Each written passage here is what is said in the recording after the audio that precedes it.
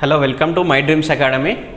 This is TS NPDCL AE Part 7 video. This question is from transformers. A 5 kVA single phase 50 Hz transformer has 50 watts iron losses. Iron losses is 50 watts and 150 full load copper losses. Copper losses is 150 watts. We need to calculate efficiency of the transformer. The efficiency of the transformer will be calculated like this. Efficiency is output power divided by input power. Input power. The input power we can able to calculate like this, that is input power is equals to output plus losses. Okay, transformer has two types of losses, that is iron losses and another one is copper losses. Here we have iron losses 50 watts and copper losses 150 watts. Total losses is 200 watts. 200 watts. Now output power that is nothing but active power. Active power is nothing but apparent power into power factor. Apparent power into power factor, that is 5000 into 0.8 divided by 5000 into 0.8 plus what is the losses? The losses we have at 200 watts. Losses is 200 watts. So total value is 4000 divided by 4200. Okay, this is 200 and this is 4000.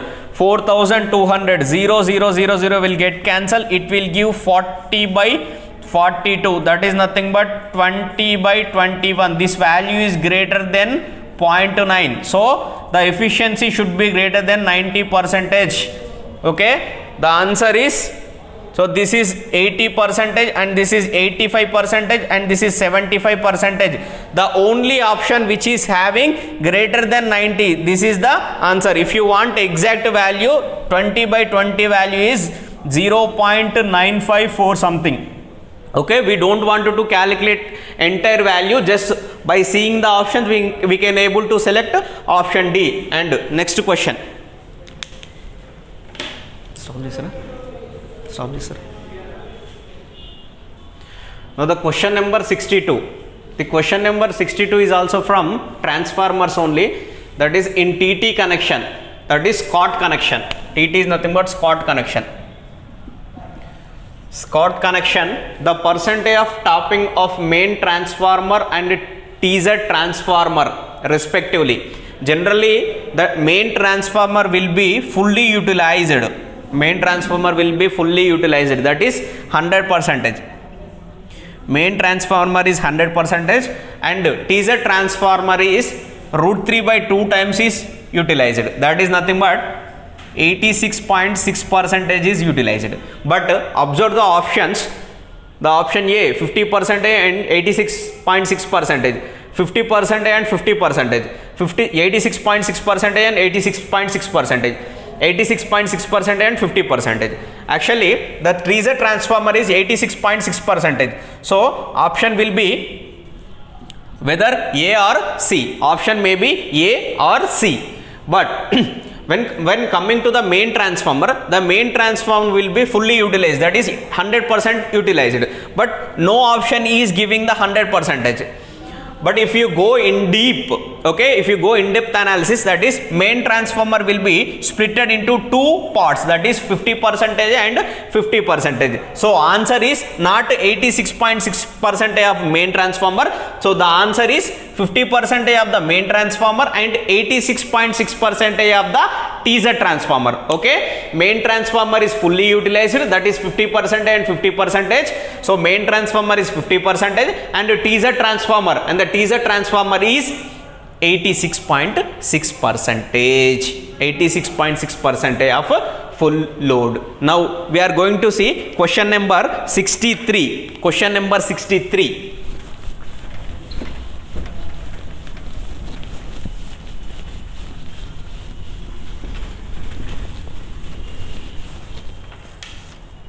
The question number 63 is from DC shunt motor. So given data is 220 volts. This is the supply. 220 volts DC shunt motor with armature resistance. Armature resistance RA value is 2 ohms. 2 ohms is running at 1000 rpm, is running at 1000 rpm, draws a current of 10 ampere. So current value, I value is 10 ampere. I value is 10 ampere from supply. It is braked by plugging. It is braked by plugging. The braking current will be, we need to calculate the braking current. Option A 100 ampere. Option B 210 amperes. Option C 240 amperes. Option D, that is 1 or 2 amperes. Now we need to calculate the braking current. So how we can able to calculate the braking current? That is, this is a DC shunt motor. DC shunt motor. So circuit diagram of DC shunt motor is like this.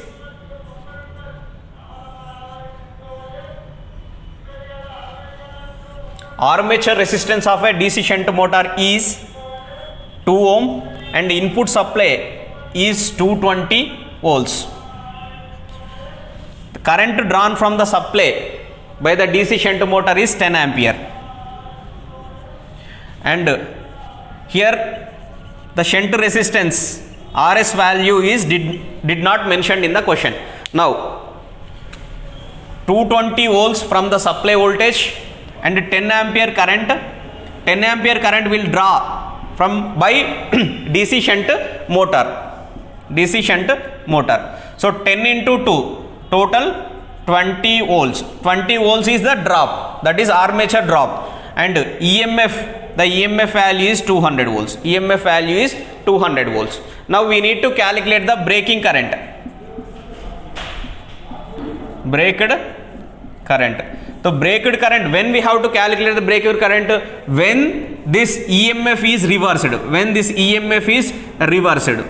So this value is 200 and this value is 220. 200 plus 220, it will give 420. 420 divided by what is the armature resistance? Armature resistance value is 2. 2 ones are 2 twos are. So total 210 ampere. Total 210 ampere. The answer is 210 amperes. This question is from DC shunt motor. The question is, I am repeating the question once again, that is, we need to calculate the braked.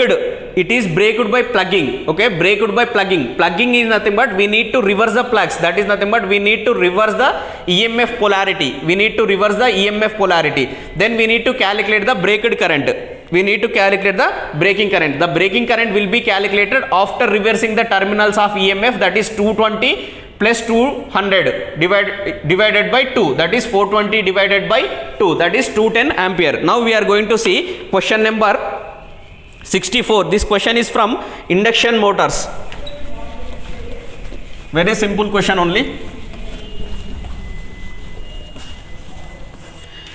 The question is, three-phase induction motor has the three-phase induction motor. Question number 64. Three-phase induction motor has short circuit current which is 3 times the full load current. Okay, which is 3 times the full load current. Its full load slip value is 0.04, that is 4%. That is 4%. The ratio of starting torque to full load torque when it is started with star delta starter. Okay, option A, that is 1.5, option B, that is 1.2, option C, that is 2.1, option D, that is 0.12. So the connection is star delta connection. Here the current value, the starting current is 3 times of full load current.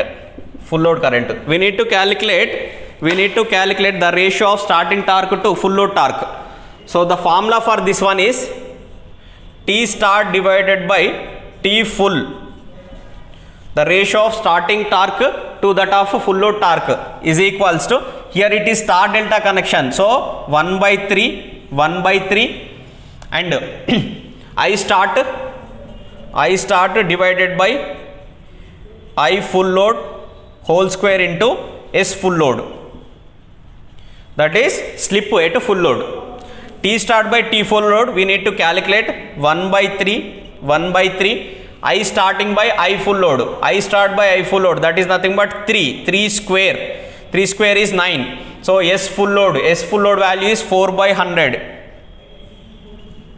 3 will get cancelled, though this will give 3 into 4 divided by 100, that is nothing but 12 by 100, that is nothing but 0.12. So which option is correct?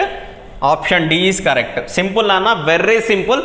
Star delta conversion, that is T start by T full load is equals to 1 by 3 I start by I full load square into S full load. If it is direct online, there is no 1 by 3 here. If it is from that is auto transformer, we have to write x square is nothing but number of tons. Like this we have to calculate. Now we are going to see question number 65. This is also from induction motors only. Question number 65. The question number 65 is, a 3-phase induction motor has standstill rotor impedance. Okay, standstill is nothing but, the standstill is nothing but the rotor at start condition, that is nothing but rotor at stop condition. So standstill impedance is 1 plus J 4.3. This is standstill impedance. Next, per phase, to get maximum torque at starting, the resistance per phase required to connect in series with the rotor. Okay, so what is the maximum torque condition? That is R is equals to S into X2. R is equals to Sx2. Okay, actually at starting, that is nothing but S value is Ns minus Nr divided by Ns, where Nr value is 0. At starting Nr value is 0, so S value is equals to 1. So R2B is equals to X2, but R2 value is 1. We need to add something to get 4.3 here. So what we need to add, that is X is equals to 4.3 minus 1, that is 3.3 ohm. So answer is 3.3 ohm. I will give options. Option A 3.3, this only correct. So we no need to see option B, C, D. Okay, we no need to see option B, C, D. So option A is correct, that is 3.3 ohms. Now we are going to see question number 66. The load characteristics of alternator. Okay, this question is from alternator, that is nothing but synchronous generator. This question is from synchronous generator. The load characteristics of alternator will have drooping shape. Okay, the drooping shape is nothing but like this. It has drooping shape like this. Okay, the load characteristic of alternator will have drooping shape due to, okay, so drooping shape is due to option A, reduction in field current due to load. Okay, reduction in field current due to load. So field current does not depends upon the load, so option A is wrong. Next we will going to see option B, that is reduction in speed. In a alternator, the speed will not going to decrease. So option B is also wrong. Now option C, internal voltage drop because of resistance and synchronous reactance R and XS. We will going to see this one whether it is correct or not. Next, reduction in armature resistance. So the load characteristics have drooping characteristics. This is not only because of decreasing RA value, but also depending upon R value as well as XS, that is synchronous reactance. So option C is correct. Option C is internal voltage drop because of resistance and synchronous reactance. I will repeat option C once again, that is internal voltage drop because of resistance as well as synchronous reactance. This is what about question number 66. Now we are going to see question number 67. This question is from squirrel cage induction motor. That is, a single phase squirrel cage induction motor is designed with two windings in the starter with a displacement of 90 degrees electrical, and the currents fed to the windings should be displaced of option A, that is 120 degrees mechanical, option B 120 degrees electrical, option C 90 degrees mechanical, option D 90 degrees electrical. So this question is a single phase squirrel cage induction motor, okay, is designed with a two windings in the starter with a displacement of 90 degrees electrical. The current fed to windings should have displacement of, so it is 90 degrees displacement only. So the displacement between the two current values should be 90 degrees electrical only, if it is three phase, that is 120 degrees electrical. If it is a single phase, so that is 90 degrees electrical. Now we are going to see question number 68. The torque developed by a split phase motor is proportional to, always you have to remember the torque is current I1, I2 and sine of angle between I1 and I2, or the torque V I sine of angle between V and I. This is the formula. So I'll read the options. That is sine of angle between IM and IS. Okay, sine of angle between IM and IS. So option A is only correct. Next, option B sine of angle between IM and IS. That is wrong answer. Next, option C main winding current comma IM, so that is also wrong, and auxiliary winding current and IS, that is also wrong. So option A is correct, that is the sine of angle between IM and IS. This is correct. Option A is correct. Next we are going to see question number 69. This question is from DC series motor. A 240 volts DC series motor takes 40 ampere when giving rated output. So N1 value is 1500 RPM. The supply voltage is 240 volts. And the current taking from the supply voltage is 40 amperes. Is the resistance value. So the resistance value is 0.3 ohm. The value of resistance which must be added to obtain to get 1000 RPM. So the speed N1 is equals to 1500 RPM. Speed N2 is equals to 1000 RPM. Option A is 6 ohm. Option B is 5.7 ohm. Option C is 2.2 ohm. Option D is 1.9 ohm. So armature current is 40 ampere. We need to decrease the speed to 1000 RPM. So N2 value by N1 value, N2 by N1 is equals to E2 by E1 into pi 1 by pi 2.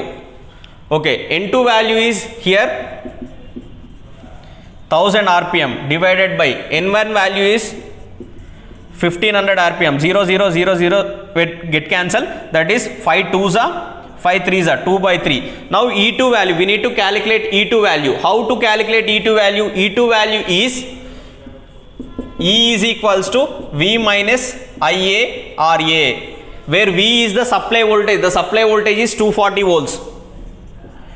240 minus IA value is 40 and we don't know the R value.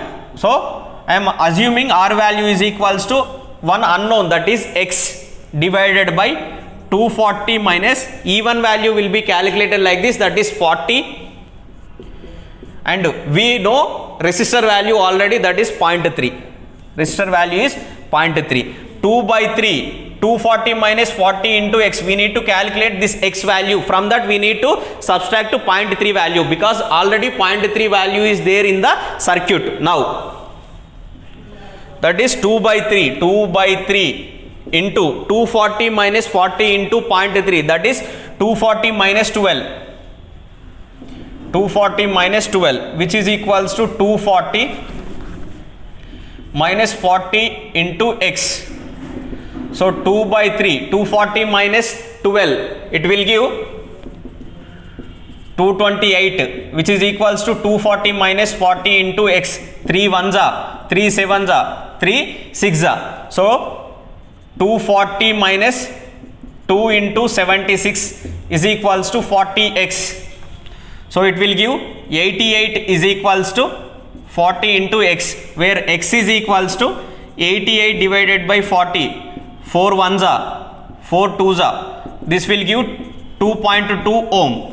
But we need to calculate extra resistance. Already we have 0.3 resistance in the circuit. So how much extra resistance should be added such that we will get to 2.2. So something value plus 0.3 will give 2.2. So that value is X is equals to 2.2 minus 0.3. It will give 1.9 ohm. So which option is correct? Option D is correct. That is 1.9 ohms. Now we are going to see last question from this concept, that is from synchronous motors.